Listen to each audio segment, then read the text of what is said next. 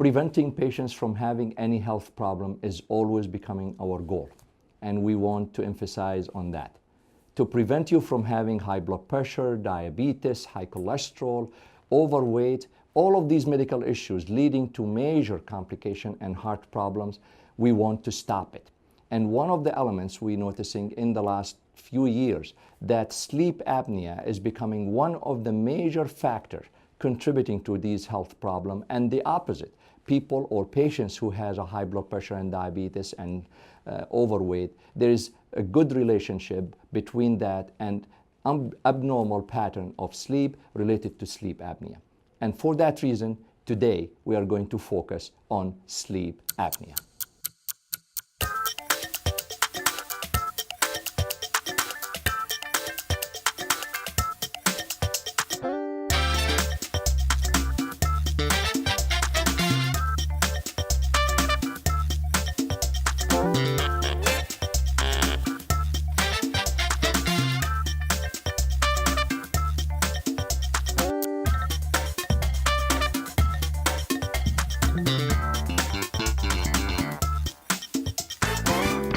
Good evening.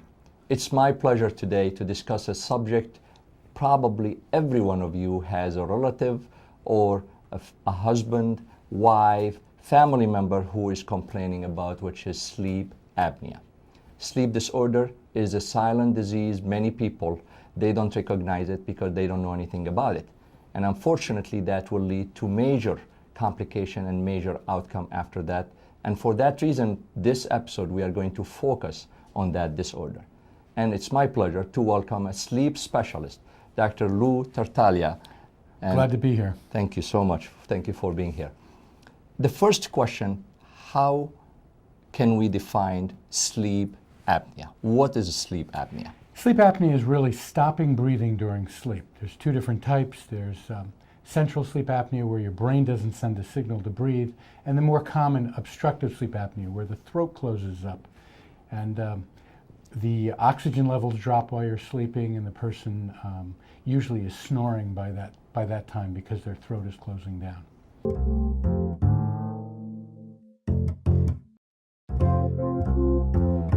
I snore? Yeah. See, I don't know if I snore because I don't hear myself, so. Oh, he hears himself because sometimes it wakes him up. And he's like, baby, was I snoring? Yeah, you were snoring.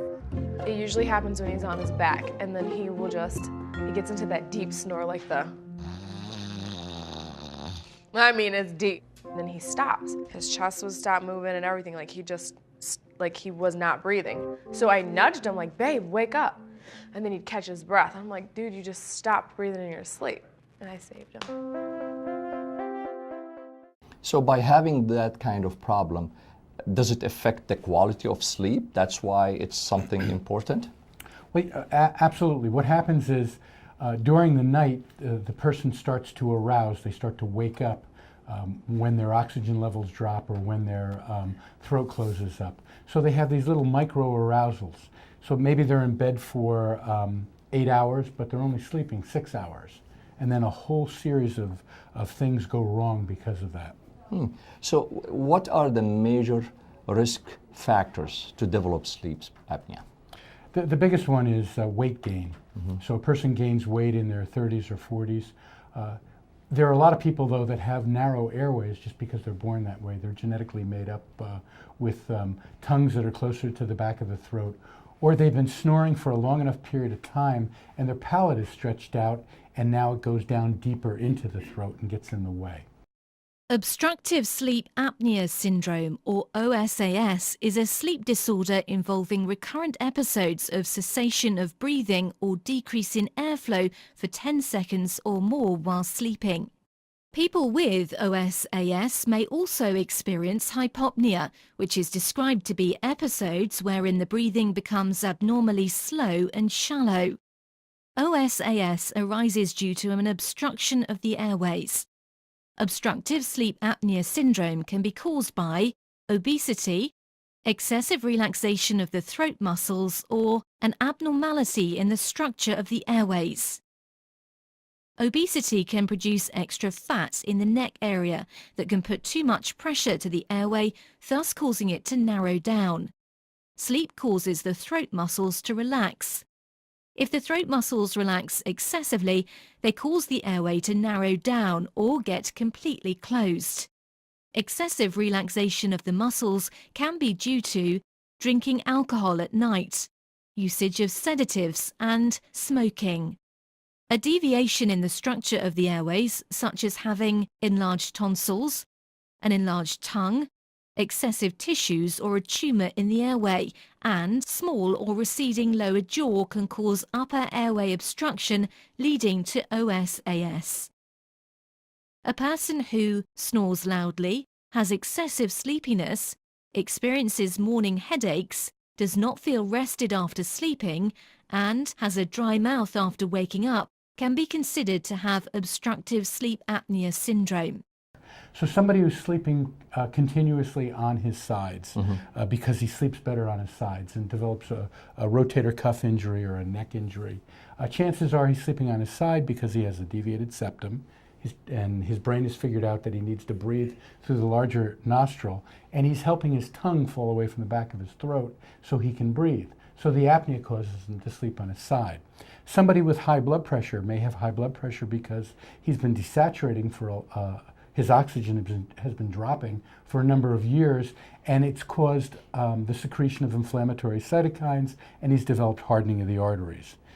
Somebody with gastroesophageal reflux, they wake up in the morning, they've had a disrupted night's sleep, and they're clearing their throats because they have extra mucus. They're sucking the gas out of their stomach when they stop breathing, and it's irritating the mucosa in the trachea, and so they're secreting more. So we look at other things. The apnea precipitates the secretion of the inflammatory cytokines, which knock out cells in the pancreas. They develop type 2 diabetes. They can develop cardiac arrhythmias, atrial fibrillation from the atria getting larger because their right heart is suffering because they're not breathing well. There's a whole series of medical problems that occur. So whenever anybody's snoring, they should start to wonder maybe they have sleep apnea underneath it. Sleep apnea actually is a pretty common condition, which is most likely underdiagnosed and underevaluated because many people don't realize that they have it. Well, every time I stop breathing, she, the next morning, he has sleep apnea. He has sleep apnea. And I'm like, what is sleep apnea?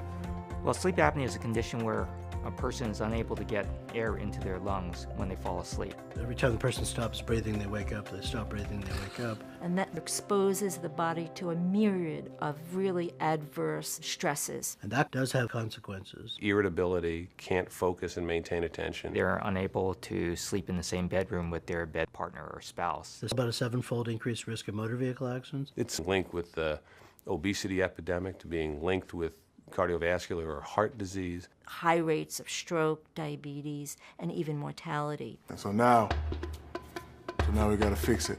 Don't wanna go out like that.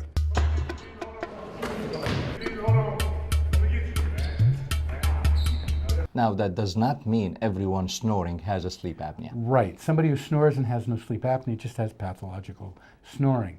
But it's less likely than we used to think. When I went to medical school decades ago, snoring was just considered normal. Now, if it's associated with anything else, we have to worry. If it's associated with heart disease, cardiac arrhythmias, high blood pressure, gastroesophageal reflux, neck problems, even knee problems where people are laying on their sides and their knees or their hips are bothering them, could be related to the apnea. So why it's still underdiagnosed? I mentioned that earlier. It's still underdiagnosed problem. Well, there's a lot of reasons for that. First of all, when patients snore, often they don't believe it. So often a couple will come to my office and he'll say, I'm here because my wife says I snore. And he said, but I never hear it, I don't believe it. And it isn't until maybe they tape him and put it on the TV and play it at loud volume that he starts to understand just how bad it is. So in that sense, it's really not a silent disease. It's a very loud disease when they're snoring. Absolutely. I confirm that because really my son was the first one who told me that I snore at night, and I never believed it until he recorded and he let me hear it. And then after that, I believed it, and I went and had a surgical procedure just on the side. So it's real. We don't want to believe that we snore because it's something annoying. There's something else too. Women snore cute. And so women, especially if they get into menopause, they start to snore more and they have more apnea. But before that, they may have apnea and you really can't hear it. It's just a cute little snore and it doesn't bother. It's softer, yeah. Now that brings us really, other than the overweight, and probably if there's any relationship between age and sleep apnea, like the older people have more sleep apnea than the younger? Yeah, actually it peaks in the 40s and 50s. We see more and more of it then. And then women start their apnea at a later date. They start closer to menopause. Men start in their 30s, but they start to suffer the sequelae of the apnea in their 40s and 50s. What about genetic? If there's any relationship between family history and sleep apnea? Yes, and usually that's related to either the position of the jaw. Some people have retrognathia, the jaw is set back further. Some people have large tongues, and just the shape of the airway. Some people's palates fuse, and so their palates get high and arched, and they tend to have a little bit more trouble getting the air in, and it sets up a pattern of snoring earlier on. Now, earlier you mentioned that there is a very good relationship between sleep apnea and some of the other abnormality. It could lead to each other, from the blood pressure issue to the diabetes to overweight, or what we call it metabolic syndrome. Now, if we go over those relationships, what is the best way? If we have a suspicion about sleep apnea, what is the best way to approach it? How can we talk to the patient and tell him, we need to do some work here? Right. I generally tell the patients when they come in, look, we need to treat it because it's going to cause hardening of the arteries, erectile dysfunction, and cardiovascular disease. And cardiovascular disease, we're talking about heart attacks, stroke, and cardiac arrhythmias. So there is no blood test, there is no chest x-ray, which will diagnose sleep apnea. Right. What is the test or the good test, which is we're going to confirm that this patient has a sleep apnea other than the clinical scenario? Yeah, they have to get a diagnostic polysomnography. So they wire the patient up and they watch their sleep. It's very difficult to see apnea.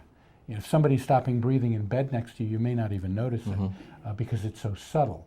It's a little bit more subtle when the person stops breathing and then breaks it with a loud snort and a gurgle. I mean, you can see that, but often it's much less than that. It's only a partial apnea, and the oxygen's dropping. So we do an overnight polysomnography. We can do apnea screens to screen the patient to see whether or not they have it. And then that can lead us to greater suspicion, and then we can put them in the lab and test them for it. Now, the apnea screen, can you elaborate on it? I mean, what is it exactly? Basically what it does is a little device that monitors the pulse and monitors the level of oxygen, and looks for the drop in oxygen. A drop in oxygen beyond 3% was always classically considered related to apnea. Then the federal government decided to change it to 4%. But we can look at the drop in oxygen, see whether or not the patient's having apneas, and then put them in the lab and confirm it. And then we can hook them up to a device and control the apnea. Now, we're going to show some animation for that sleep study. Most of the people, when they go through that sleep study, they are a little bit uncomfortable. They look at it as that I have all of these wires on my head, and I'm not sure really if I didn't have a good night of sleep because of the wires or because of the sleep apnea. Right, and in fact, it takes at least 2 hours of actual sleep before the polysomnography is valid.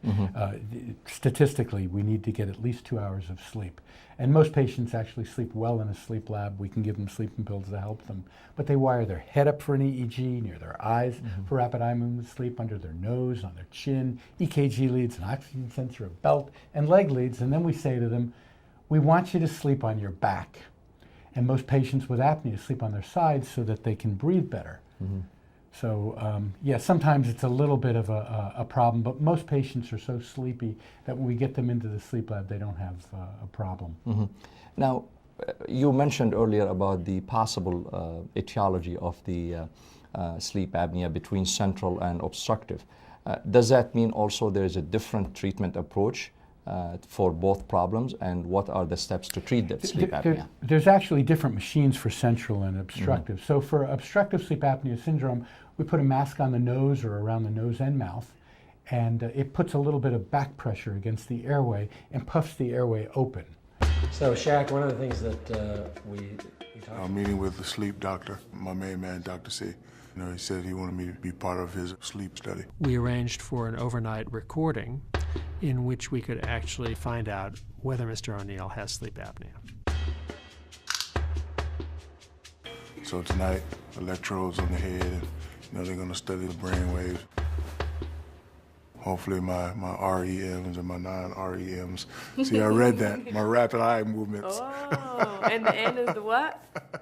Non-rapid eye movement. So, hopefully I don't have it, but if I do have it, I know I'm working with the best people to, get it cured. You all ready to go to sleep? Yes, sir. Okay, good luck with everything. We'll be here monitoring. So the evaluation of sleep apnea is a test while they're asleep. And every second of the study will be looked at, and then the physician will interpret it and make a conclusion. To cut to the chase, you have moderate sleep apnea here. Continuous positive airway pressure, also known as CPAP, is the most common treatment for moderate to severe obstructive sleep apnea. In this example, a CPAP mask fits over your nose and mouth. When you inhale, the CPAP machine gently blows air through the tube and mask into your nose, mouth, and throat. The air presses on the walls of the airway, keeping it open. This prevents airway collapse. When you exhale, the CPAP machine continues to gently blow air to keep your airway open. The continuous airflow also pushes the exhaled air and carbon dioxide out through holes in the mask. This process automatically repeats throughout the night with each breath, allowing you to breathe uninterrupted during sleep. So initially it feels like you're a little bit overinflated when you breathe in, but it keeps the throat from collapsing. And then your brain automatically resets what it's feeling and gets rid of the feeling through the night. And so that's how we treat the obstructive apnea. We can also treat it with oral appliances, a dental appliance that fits in the upper and lower teeth and slides the jaw forward just a little to create more space in the airway, or surgery. And there's a number of different surgeries that are out there that can help treat the apnea.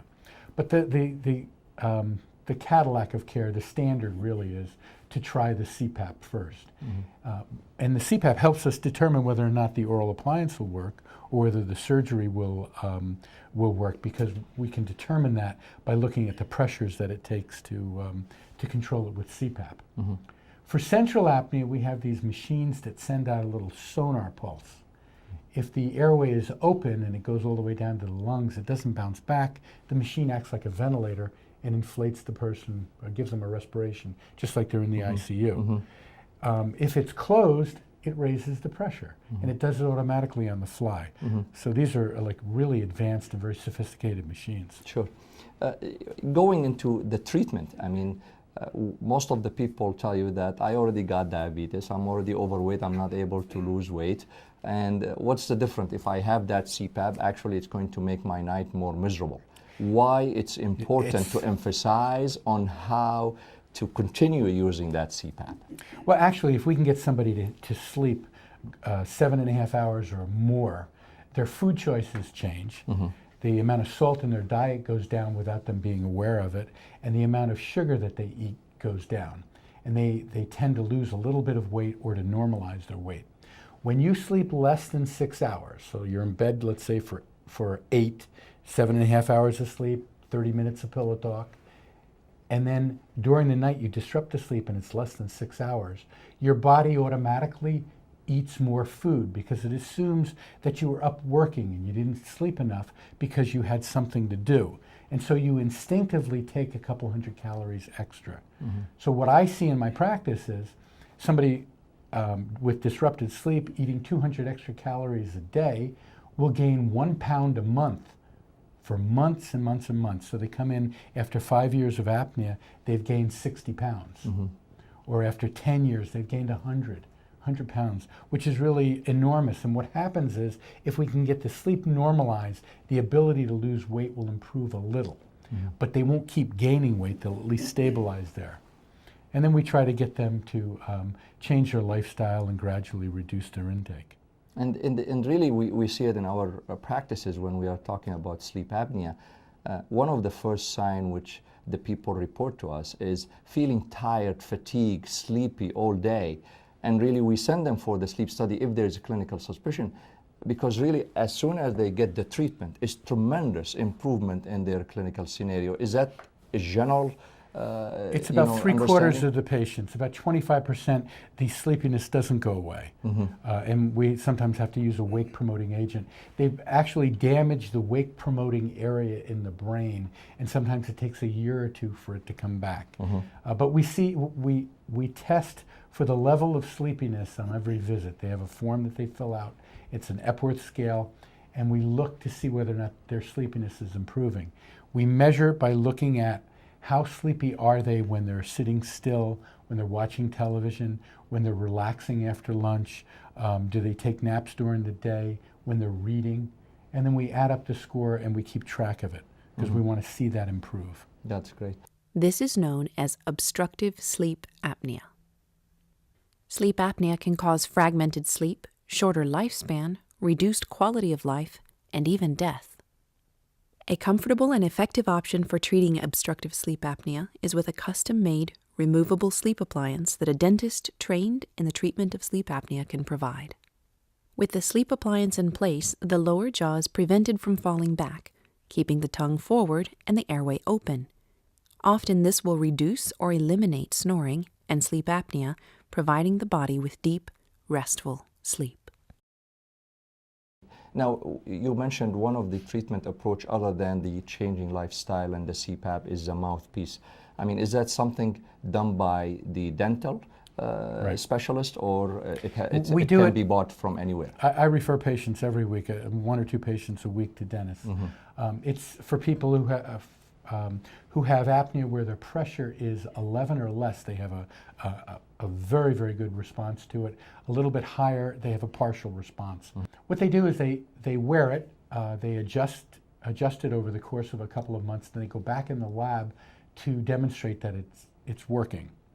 And they like it. In fact, I think patients like the oral appliance even better than the CPAP because it's less intrusive. There's no tubing going to the machine. It just doesn't work all the time. Sure. Now, when you come to the CPAP, and some of the patients, they have it. I have patients probably, they did not have their CPAP machine checked or monitored or readjusted for years. Right. I mean, it's important, I think, to emphasize on the point that they have to keep following up with their specialist to decide basically what to do with that machine, right? Right. We download every machine. All the new machines have little chips in them. We put it in the computer and we can tell how many apneas they're having at home. If they're having less than 5 an hour, they're normal, less than 3, that's wonderful. And we can see how many hours they're using it. And then we can give them feedback as to what to do. If there's a change in the apnea, there's a change in weight, and they become more sleepy, then we refer them back into the lab. Generally, we don't have to put them back in the lab earlier than 3 or 4 or even 5 years. If nothing changes, they can go on for many years without having to have adjustments. But without looking at the machine, without downloading it and checking it, we can't know. CPAP, it's still that bulky face mask, which is everybody complain about it. No, they're much better now. There are That's what I probably want to hear. 50 or 60 masks on the market. And I think what happened was, in some of the companies, some of the engineers that have been designing the masks got apnea and decided to change how they're designed because they're so clever. There are full face masks that no longer have the bar across the top. There are nasal masks that no longer block you from wearing your glasses so you can read before you go to sleep. So there's all sorts of very So those sophisticated patients masks. who had their CPAP for quite a few years and they deal with a specific agency, probably not following, I mean, they should go to their specialist and they will be able, and it's the specialist, you're the one who can decide which CPAP they should get, right? Yeah, or which mask we can sometimes recommend it. Often the DME will say, this is a new one, try it. There's a 30-day comfort guarantee. If you don't like it after 30 days, or before 30 days actually, bring it back and we'll try something else. Okay. And they allow you to try the newer mask. And I tell my patients, if you're going to get a new mask, try something new each time, so you may find something you fall in love with. That's true. I really appreciate it. Obstructive sleep apnea is a chronic condition which is eminently treatable. All right, so you said there's the mask, the mouthpiece, and surgery. Correct. The treatment of choice as of today for sleep apnea is to go ahead with nasal CPAP, the mask. And is this forever treatment or just a 6-week thing? Or? We generally regard this as lifelong treatment. Getting a mask to fit effectively is often a cardinal part of effective treatment. You have a mask here that I can look at? If a person is able to use the CPAP device, it works almost 100% of the time. No, yeah, this is pretty good. This is nice. I like it. Can I wear it to the club? Yeah, absolutely. Oh, this is nice. Okay, I like good. it. I'll do it. Since I've met with Dr. C, and I've been getting at least 7, 8, 9 hours of sleep a day. Feel good. The weight is good. Got a lot of energy. The relationship is good at the house. Everything is working.